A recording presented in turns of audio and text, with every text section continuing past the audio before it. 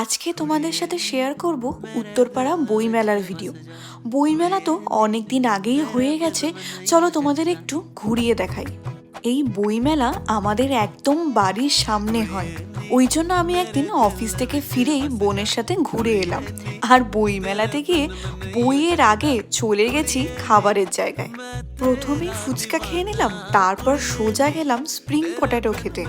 Social মিডিয়ায় এই spring potato আমি অনেককে খেতে দেখেছি, দেখেই আমার খুব লোভ হতো।